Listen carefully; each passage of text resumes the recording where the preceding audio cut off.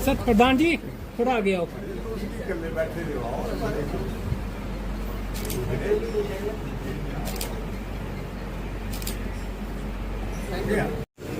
हमारे सीनियर साथी भाई जिनका नाम ना आए वो नाराजगी का पत्र होगा।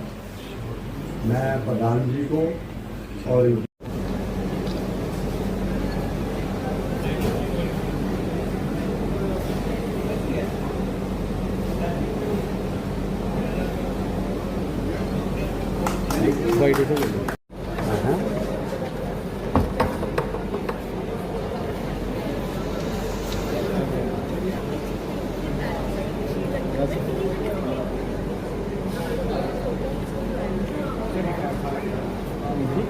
मैं उनको भेजता हूँ।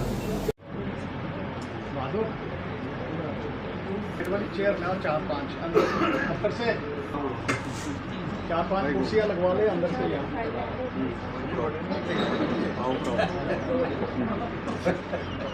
आदरणीय वरिष्ठ अधिवक्ता गण, मेरे प्यारे साथियों और जहां उपस्थित सभी गणमान्य व्यक्तियों को वर्ण करने जा रहे हैं। ये ना कि इतिहास को याद करने और उन्होंने अपने शासनकाल में राज्य के सामाजिक, आर्थिक और राजनीतिक विकास के लिए कई महत्वपूर्ण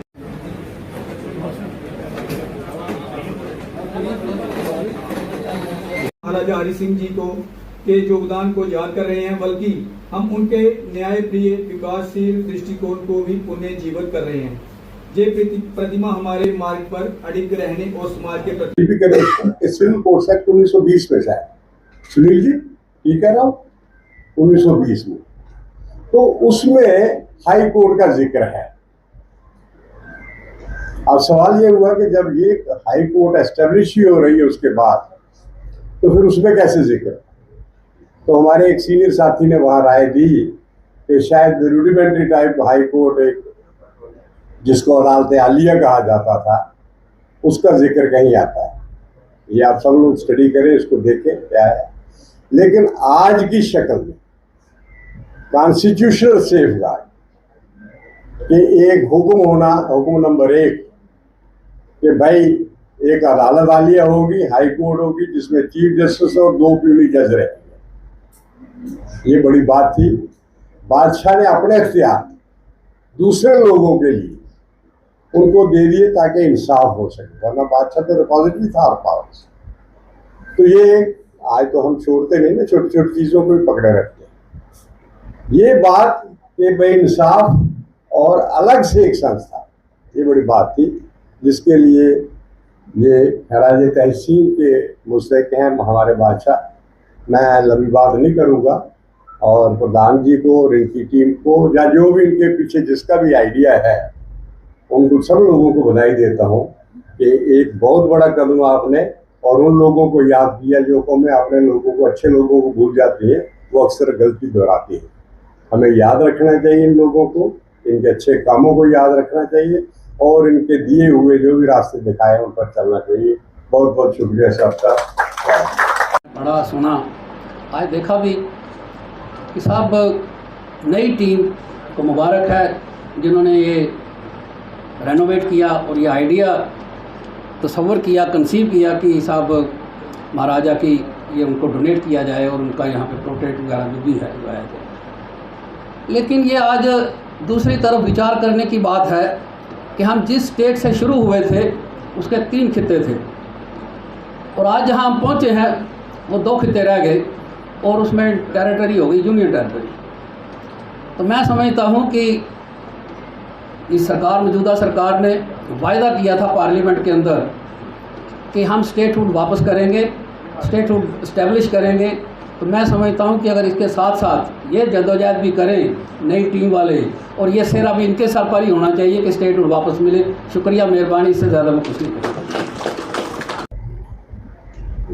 तमाम सीनियर साथी यहाँ बैठे हुए, प्रेसिडेंट बार एसोसिएशन के तमाम मेरे अजीज साथी बच्चियाँ बच्चे, मुझे महाराजा हरि सिंह जी की एक ही तारीखी बात याद आती है जिससे उनके तमाम किरदार के बारे में, उनकी शख्सियत के बारे में, उनकी हैसियत के बारे में कोई भी इंसान इनकार नहीं कर सकता। कहते हैं जिस वक्त एक मरतबा महाराजा हरि सिंह जी कश्मीर से जम्मू की तरफ आ रहे थे, उनके साथ उस वक्त उनके एक वजीर थे, नवाब क्या जंग थे उनका नाम, वो साथ थे। जब कालबन रामबन के करीब पहुंचे तो वहां से एक नोमैड फैमिली जा रही थी। नोमैड फैमिली में बच्चियां भी थी, बड़े भी थे, अपना माल लेके जा रहे थे। एक बच्ची उनमें काफ़ी खूबसूरत बच्ची थी और इस नवाब ने कोई फिक्रा कसा बच्ची के ऊपर, जो जेबा फिक्रा नहीं था, कोई सही फिक्रा नहीं था।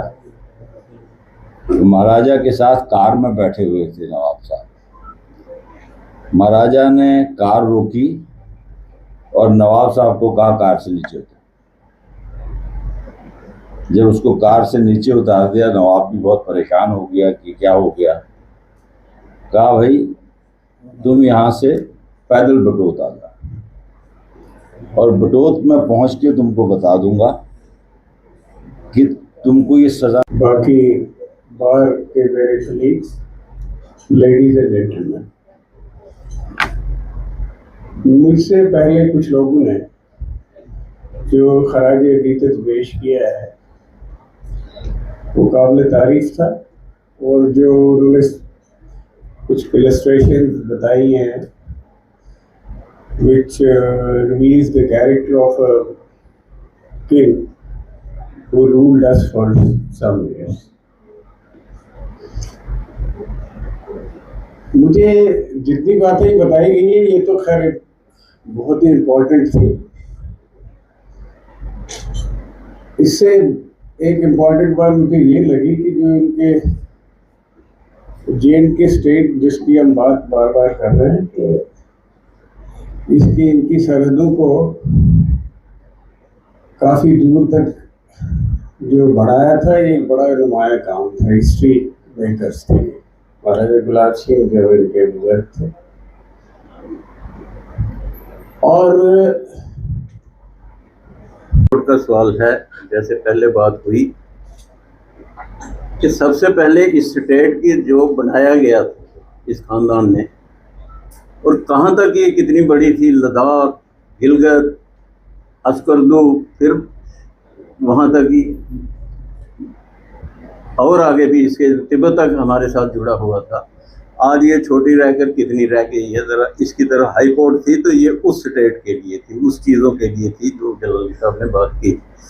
इस पर गौर देने की ज़रूरत है, और आज हमारी वकील कम्युनिटी की तरफ से ये बात आ रही है कि स्टेट को जो इसका स्टेटस है इसको रिस्टोर करने की ज़रूरत है, और इस स्टेट के इलाके जो किसी दूसरे के पास बसे हुए हैं, जो कहीं हैं, कोशिश की जाए अर्नेस्टली कि उनको वापस लाया जाए ताकि ये स्टेट हो। बाकी जो हमारी हाई कोर्ट जिस वक्त ये बनी है, उस वक्त रैना साहब ने ठीक कहा ये कि बहुत कम रियासत थी ये, ब्रिटिश इंडिया की कुछ थी, मगर जो प्राइवेट ये जो अपने रॉयल फैमिली के लोग थे, जो अपने राजे थे, इन राजों की बहुत कम थी। सिर्फ एक ये पटियाला वाली होती थी उस वक्त में, जो बाद में पेशू में कन्वर्ट हुई थी। मगर उस हाई कोर्ट की वजह से हमारे उस वक्त इन्होंने लेटर्स पेटेंट दिए थे। फिर सिर्फ लेटर्स पेटेंट नहीं, कोर्ट ऑफ रिकॉर्ड आल्सो। ये छोटी बात नहीं है, इसको अगर कभी ये नए लोग समझेंगे कोर्ट ऑफ रिकॉर्ड से इसका कितना रुतबा बढ़ा है और क्या चीज़ हुई है, ये बहुत चीज़।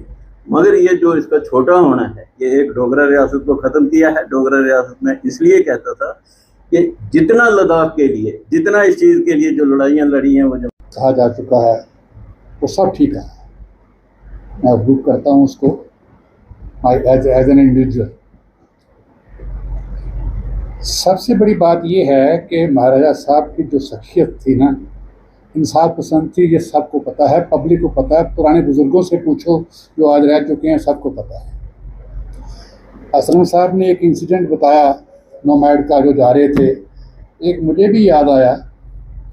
एक बार महाराजा साहब जा रहे थे तो वो नोमैड रास्ते में अपने बेड़े मुड़े, वो रास्ता रुक गया। तो क्या होता है जी कि सब वो जो उनके सिपा सलार जो आगे पीछे लोग होते हैं, वो नोमैड को ना गाली नहीं दी, उन्होंने बोला पीछे करो पीछे करो पीछे करो, मैं ये कर दूंगा वो कर दूंगा, दाड़ा दौड़ा मारा।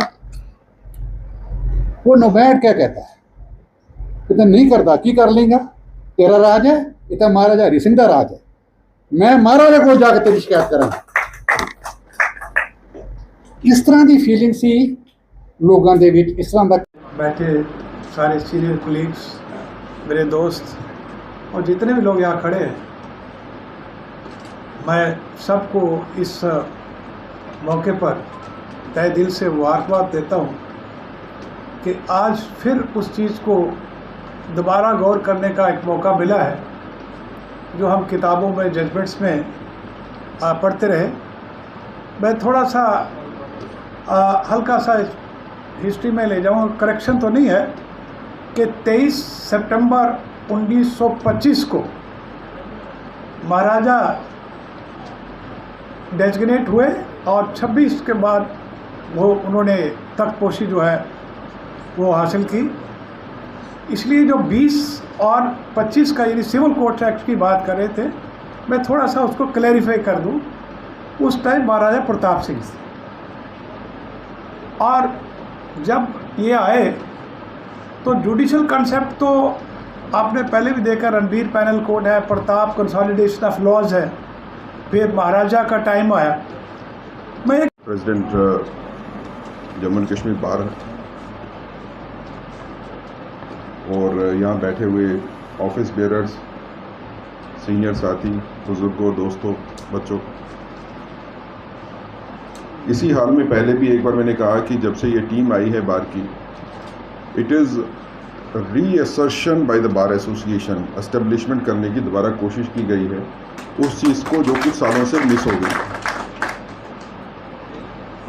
यहाँ पे महाराजा साहब की फ़ोटो का अनावरण करना जो आज किया है, मुझे लगता है कि हमको याद रखना चाहिए कि पहली बार महाराजा साहब की फ़ोटो इसी हाल में सलादिया साहब ने लगाई थी। That was his idea.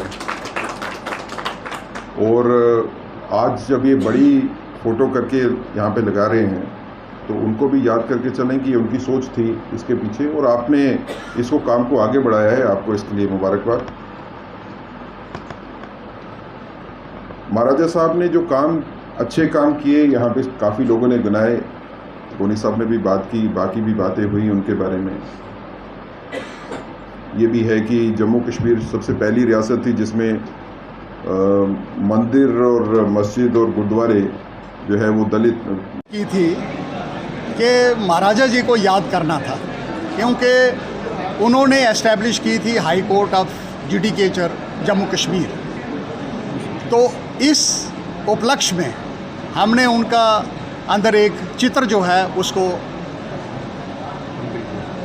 Unwell किया है और उसके साथ साथ एक मैसेज दिया है कि महाराजा जी जो रूल ऑफ लॉ में बिलीव करते थे और हमेशा जो है जुडिशरी में एस्टेब्लिश करने के लिए, लेटर्स पेटेंट देने के लिए, उसके अलावा इतने इंसाफ पसंद थे कि उन्होंने शायद ये कंसीव किया था आइडिया 1928 में। उससे पहले भी हाई कोर्ट थी, लेकिन जब उन्होंने अपनी सैवरन पावर जो है वो सरेंडर की थी, वो फुली कंप्लीट सरेंडर किया था 1928 में। और 1928 में जब हाई कोर्ट यहाँ बनी तो सारे फैसले पब्लिक के जो है वहीं होते थे।